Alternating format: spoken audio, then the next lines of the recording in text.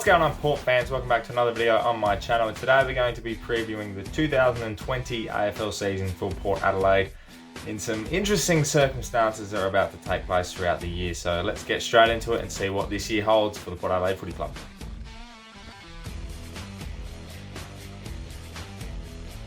Where do we start? The last few weeks have been very interesting indeed for not only the world, but also for the AFL and the fixture coming up. So as we know of now, with the effects of the coronavirus, the round one is going to be taking place with no crowds, and that's going to be a rule that will be implemented indefinitely over the coming weeks. And we may even see some radical rule changes made to make sure we get as much games played as possible before the worst of it hits Australia. So it'll be very interesting times, but as for now, Port Adelaide fans cannot be attending any home games or any games at all around the time. So it's going to be interesting, that's for sure, but we'll still be supporting the boys, and games certainly look like they'll be played before any bans are made. So we just have to carry on, focus on the season that we have in hand and all the circumstances around it. So it's going to be interesting, that's for sure.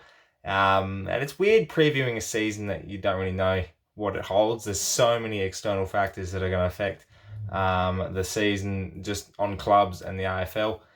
I think the most difficult one is going to be dictating whether or not to be playing games at all at certain stages. I know it's hard for fans to be staying home when you've got a game like Richmond and Carlton coming up. They're supposed to have 90,000 people, and not one person is going to be sitting in a seat at the MCG. It's going to be the same for Port and the Gold Coast up there, although to a lesser extent it can't be like the same atmosphere anyway. But round two's coming up. We've got a big showdown against the Crows in our prison bar Guernsey. Are we going to be attending that in our prison bars? Highly unlikely. The situation is definitely not going to get better anytime soon. Things are only going to worsen over the course of the next few weeks, and everyone's going to be affected by it. So it's going to be something we have to adapt to.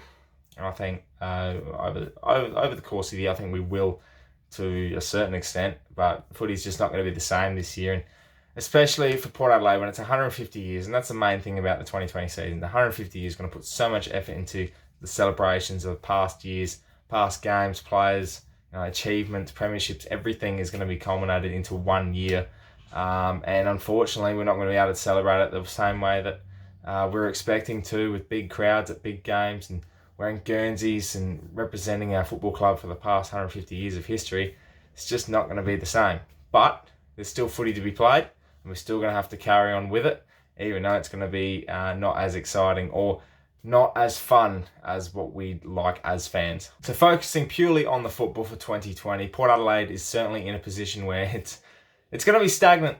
Either it's going to be going higher, we're going to be going up the ladder, we're going to improve drastically, or things could fade away. And it's a massive drop. And I don't think things can get any worse in terms of how we play. I think, and that's not a bad thing, I'm just saying that we can't get any worse in terms of the position we're in. So if you know what I mean, like with the skill-based, the same drums that we're having, the same demons that are in our game plan and skills and all of that, we can't get any worse. So an improvement on those things, it means an improvement on team position. So 10th is as low as we'll go, in my opinion. I think we're going to finish as high as 6th. That's my prediction for the year.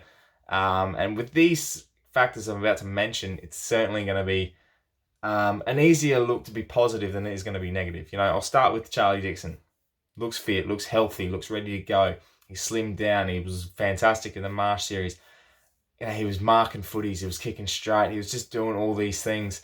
I can't question his ground ball work. I can't question his attack on the footy and his contested football. It's just always been there. It's the ability to impact games a lot more and kick more goals. And, it's 2017. We saw a majority of that. Haven't seen it since. And now with a full pre-season, definitely Charlie's going to be able to implement his game a lot more. And it's going to help so much for Ken Hinkley, especially with the game plan and the new tactics that we're going to be implementing, as we saw over the Marsh series. The second year players like Dersma, Butters, and obviously Connor Rosie, they're all excitement machines. They're going to be mixing with, the younger boys that are coming from this draft, Bergman, Georgiadis, the likes of Piscini, all these types of players, Williams as well. They're all going to be mixing together at some stage. They're all going to play together.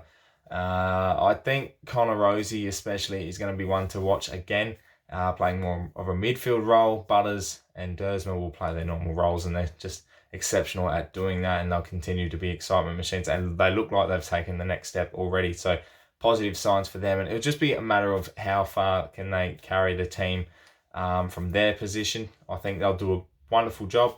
I do think they have the ability to have a bigger impact than last year.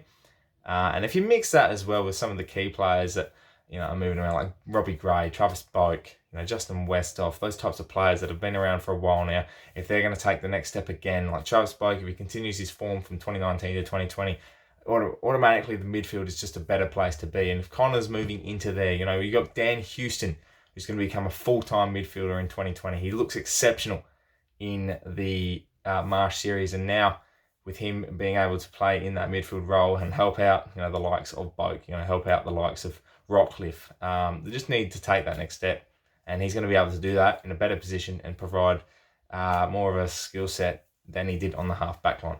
Tom Jonas is one I'd be focusing on this year. He's going to be the captain of the side, wearing number 1 in a big year for the club. He's already represented himself. He looks fantastically fit. And the way he's taken a stand on this year, he's grabbed the club. He's got that number 1 Guernsey. He's going to carry everyone on the shoulders. And I think it's his courage, I think, more than anything. He's able to stand and stare you in the eye and be able to take you on. He's going to be carrying you. He's going to care for you. He's going to be a captain. And I think we didn't obviously get as much from the captains last year in terms of that positioning and that sort of care, if you know what I mean. I think it'll be a lot more focused for Tommy, and I think he'll take that full-time role as number 1 sole captain and really take it to the next level. And his game will come with it. They're full of confidence to be leading his side, and also being in good touch is just going to be wonderful for not only himself but for the group. But it all adds up, doesn't it? It all adds up to the one question: is this the end of Ken Hinckley? Now, with all the external factors that are going to be affecting this year's season, we have to be a lot more focused as a team.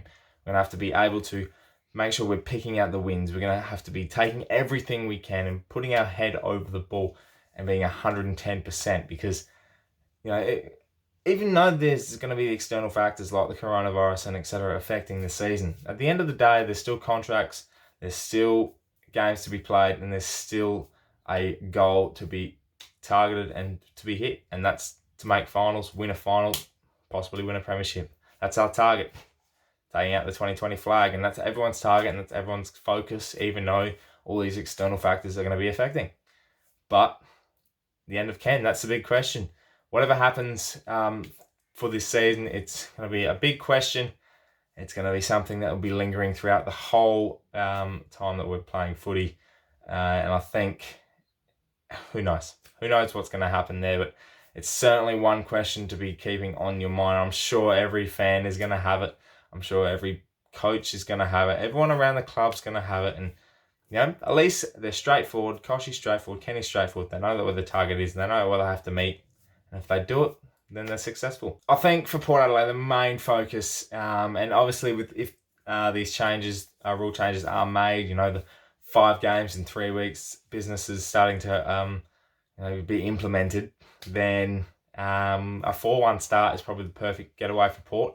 If we're 4 wins and 1 loss after playing Gold Coast, Adelaide, North Melbourne, West Coast, and Collingwood, that's going to be a massive tick for not only the boys, but we're going to be in a wonderful position to set ourselves up, even if there's that big break in between the season, which a lot of the AFL and the government are expecting due to this virus. So if we're in that kind of position ready to go, then we're going to set ourselves up well. And most importantly, obviously, round 1 this week against Gold Coast in 150 years. It's going to be a massive year. We're going to be celebrating it together, Port fans. It's going to be a whole crew. We're going to be one family. No matter if there's games, no matter if we're going to be there or not, we're going to be cheering from home. We're going to be cheering together. So make sure you get involved throughout social media. The club's got a lot planned. I've got a lot planned to help us cope through what's going to be an interesting and difficult time. Thank you so much for watching this season preview for Port Adelaide. Let me know in the comments below what you guys are thinking for the 2020 season, barring coronavirus talk. I don't want to hear it. It's purely focused on football because that's when it's going to get us through this time. So make sure you leave a comment below. Make sure you subscribe to the channel if you're new for plenty more Port Adelaide and AFL content coming your way. My name is Anthony, and as always, count the pair.